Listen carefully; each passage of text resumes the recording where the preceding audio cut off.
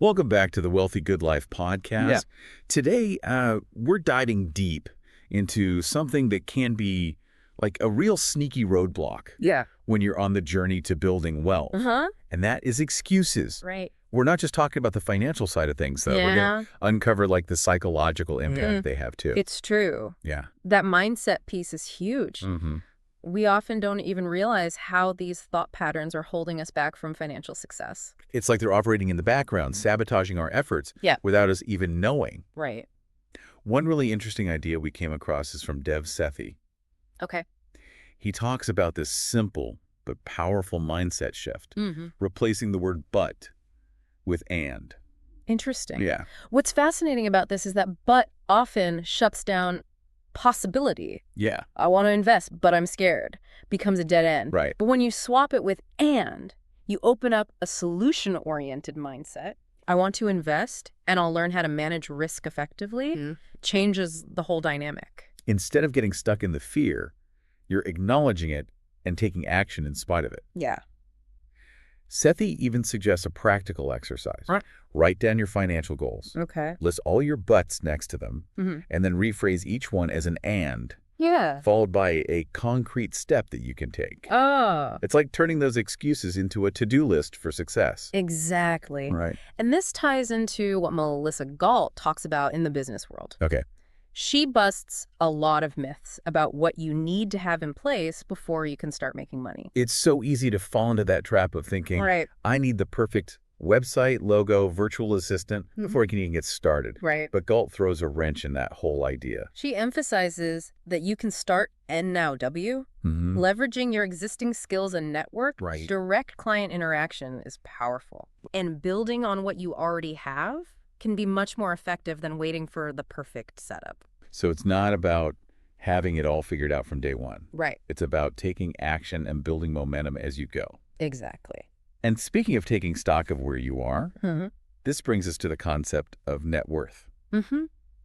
It's basically your financial scorecard, right? It is. Yeah. Net worth is simply the difference between your assets, what you own, and your liabilities, what you owe. Yeah. Tracking this number gives you a clear picture of your financial health, Okay. like a progress report showing whether you're moving towards your wealthy, good life. But isn't net worth just a snapshot in time? Yeah. How does tracking it actually help us make better financial decisions? That's a great question. Yeah. While it's true that your net worth can fluctuate, Mm-hmm.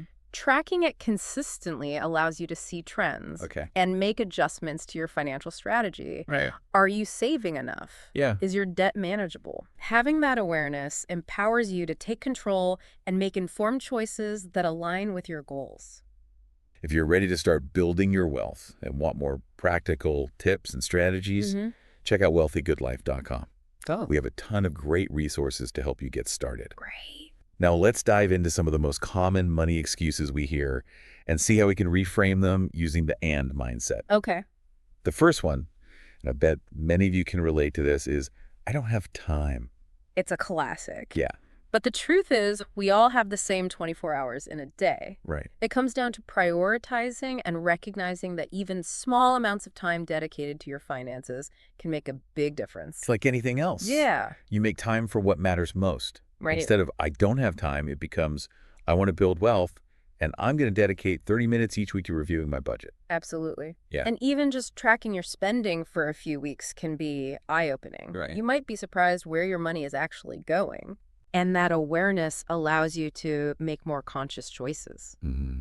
Speaking of feeling overwhelmed, another common excuse we hear is personal finance is too confusing. It can feel like a whole different language sometimes. That feeling is totally valid. But the good news is that learning about personal finance is easier than ever before. Yeah. There are tons of free resources out there, Yeah. podcasts, blogs, books, you name it. It's like anything else, the more you expose yourself to it, the more familiar and less intimidating it becomes. And you don't have to become an expert overnight. Start with the basics and build from there. Right. Instead of it's too confusing, it's I want to feel confident about my finances. And I'm going to start by listening to one personal finance podcast a week. Now, another excuse that can feel like a real mountain to climb is it's too hard to get out of debt. Especially if you're dealing with high interest debt like credit cards, it can feel incredibly overwhelming. Yeah. I used to think budgeting was all about restriction. But then I realized it's actually about giving yourself permission to spend on what truly matters. By getting clear on your priorities, you can free up more money to tackle those debts. Exactly. And it's about focusing on those high-interest debts first. Instead of feeling powerless, you can shift to, I want to be debt-free, and I'm going to create a snowball plan starting with my highest interest card. Even small, consistent payments add up over time. And the psychological benefit of tackling your debt is huge. It's not just about the numbers, it's about that feeling of freedom and control. Yeah. Okay, so what about the I'll worry about it later excuse? Yes, procrastination at its finest. But this one can be incredibly costly because when it comes to building wealth, time is your greatest ally. This is where the concept of compound interest comes in, right? Exactly. It's like a snowball effect. The earlier you start saving and investing, the more time your money has to grow exponentially. Delaying those decisions can mean missing out on years of potential growth. So instead of I'll worry about it later, it's I want to maximize my earning potential, and I'm going to start investing even a small amount today to harness the power of compound interest. And there's a fascinating neuroscience link here, too. Making decisions, even financial ones, can actually boost your happiness. It gives you a sense of agency and control, which can have a positive ripple effect on other areas of your life. That's so interesting. So taking control of your finances isn't just good for your wallet, it's good for your well-being overall. Now, for many people, the fear of losing money is a huge obstacle. What if I invest and it all goes wrong? It's understandable to feel that way, but it's important to remember that investing isn't gambling. It's about making informed decisions, diversifying your investments, and taking a long-term view. Could you explain what you mean by diversification? Think of it like this. If you put all your eggs in one basket and that basket falls, you lose everything. Diversification is about spreading your investments across different asset classes like stocks, bonds, real estate to reduce your exposure to any single risk. So it's about having a safety net, understanding that some investments might perform better than others at different times. Exactly. And over time, the stock market has historically trended upwards.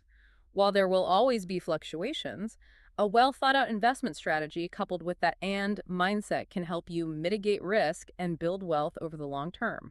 So instead of, what if I lose money, it becomes, I want to grow my wealth, and I'm going to learn about diversification and create a long-term investment strategy that feels right for me. It's about focusing on growth, not just avoiding loss. And this leads to another important point, the danger of getting too comfortable with your financial strategy. You mean even if things are going well, we shouldn't just coast along?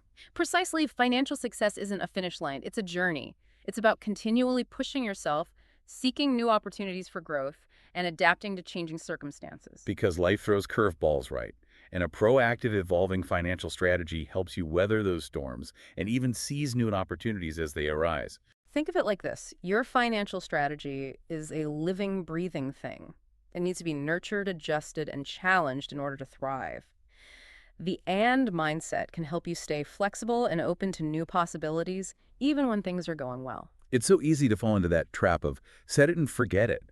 But you're highlighting the importance of ongoing engagement with our finances. Exactly. And that brings us back to those excuses we talked about earlier. They're often a way of avoiding that ownership, that responsibility for shaping our financial future. It makes sense. It can feel scary to take ownership, especially if you're starting from a place of debt or financial insecurity. It's understandable to feel that way, but remember you have more power than you think. Even small steps taken consistently can lead to big changes over time. It starts with shifting your mindset from "I can't" to "I can and I will." That's a powerful way to reframe the challenge.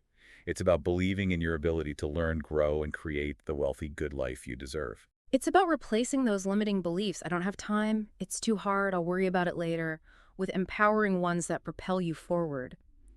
I can find the time and I will prioritize my financial well-being.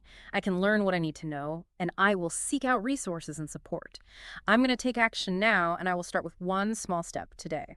Those small steps, fueled by a positive and mindset, can lead to incredible transformations. Absolutely, and that's what we want for you to experience that sense of possibility and empowerment when it comes to your finances. If you're ready to embark on this journey and want more guidance and support, head over to wealthygoodlife.com.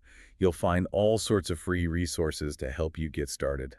Now, as we wrap up this deep dive, I want to leave you with one final thought. All right, hit us with it.